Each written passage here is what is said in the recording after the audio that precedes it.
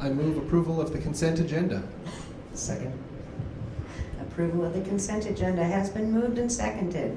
Do directors have any items they would like to remove from the consent agenda? Seeing none, please, excuse me, Director Pinkham, did you wish? Okay. All those in favor? I'm going fast, honest. All those in favor of the consent agenda, please signify by saying aye. Aye. Okay. It's 5:09. We start public testimony at 5:30. I would like a will of the board. Do you want to start with director comments now? Or do you want to take a break until 5:30 on the button, and then we make our comments after public comment? Director DeWolf, have at it. Thank you. Thank you, President Harris. I also have another poem I'm going to read, so I will be, I promise, six minutes like last time. Please do.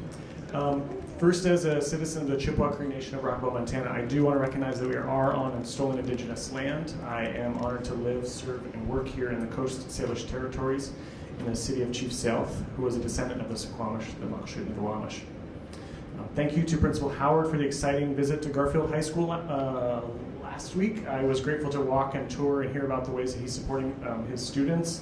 I was especially grateful to connect with another student actually who was also in AP Environmental Science. We had a student speaker at our last meeting who was in Environmental Science, and she had just shared how, as a Muslim young woman, she felt really included in her class and also was super obsessed with environmental science and the ways that it felt really cross-intersectional into history and English and the arts. And also thank you to Principal Chanda Otis, who invited me to visit Meany Middle School yesterday. It was really exciting to go just to another one of our D5 schools, and she shared about some of their successes and their challenges. And I got to walk around and meet students and educators, and I was most especially excited because I heard about their upcoming production of The Lion King, and that is in either April or May, and I will be there. As I remember when I was in elementary school, I used to sing "I Just Can't Wait to Be King" with a friend, so I'm excited to see the full production there. Thank you also to Councilmembers Johnson and Gonzalez. As Director Mack said, we got to visit with them yesterday as part of our regular monthly meeting to just continue to strengthen our partnership and our relationship. And then also, again, just supreme thanks to our CFO, Jolynn Berge, as well as Director Mack and Director Geary, for a very raucous day in Olympia. I will say there was some very impassioned conversations and meetings we had with certain legislators. I won't tell you who, but I will tell you all of the legislators we visited with, and then you can just guess from there. But we got to visit with Senator Carlisle, Senator Peterson, Senator Wynn, Representative Macri, Representative Berquist, Senator Claire Wilson, Representative Pettigrew, Representative Tomiko Santos, as well as Speaker Chop, and also Senator Frucht. And while we are truly grateful for the progress our state has made in fulfilling the state's obligation to amply fund public education, we are frankly still not there. We look forward to whatever dollars we'll receive from the state. I'm hopeful that we'll at least be able to cover the WSS cuts we had proposed.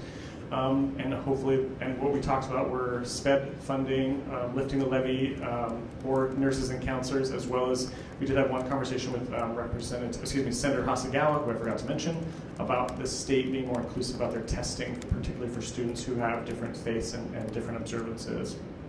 Another thing I just wanted to mention and really reiterate that President Harris shared was when I ran for school board, Director Mack and I visited living rooms across the city to talk about certain conversations. One of those was about addressing racial equity in our schools, and we heard over and over again on the trail, I know, that the board needed to have and participate in the racial equity training, so I'm very excited we're able to do that this weekend with the first of 2 racial equity trainings, and I look forward to sharing how that went at our next board meeting.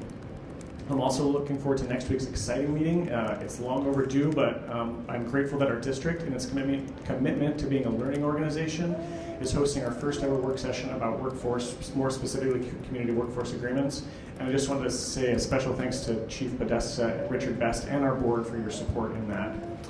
The things I am tracking right now are the loss of a gender-neutral restroom at Washington Middle School, as well as some of their other ongoing issues. We'll hopefully be having some conversations just to get some more answers about that, as well as the Amplify Science adoption, and then finally policy 2015. 2015 is actually the helpful runway to get ethnic studies as a graduation requirement, so I hope we can resolve all of the issues for policy 2015 in a timely manner. And finally, I wanted to elevate, as I've been trying to do at our board meetings, a poem by one of our students at at Middle College High School. This is from Brianna Tran. It's called "Give Me Your Tired."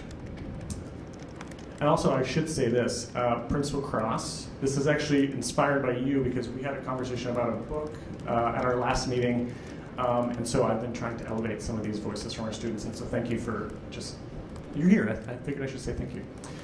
The poem is titled "Give Me Your Tired."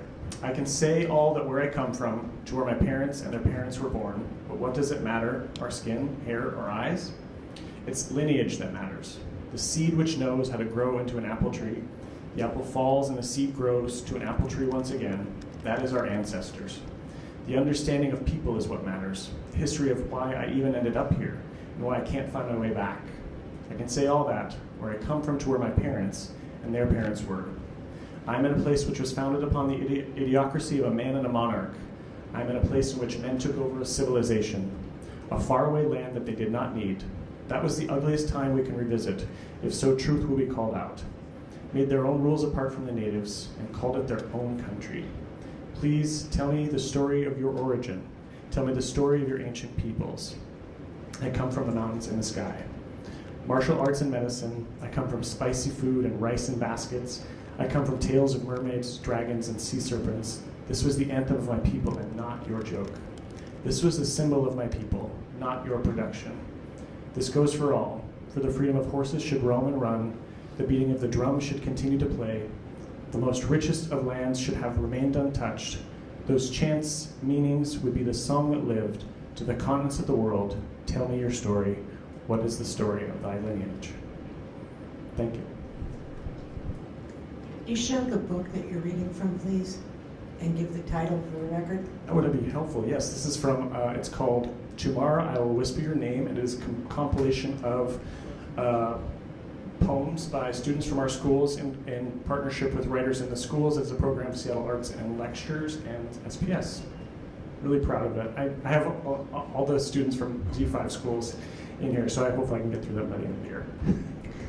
Okay, thank you. We are going to take a break until 5:30, at which time public testimony will start.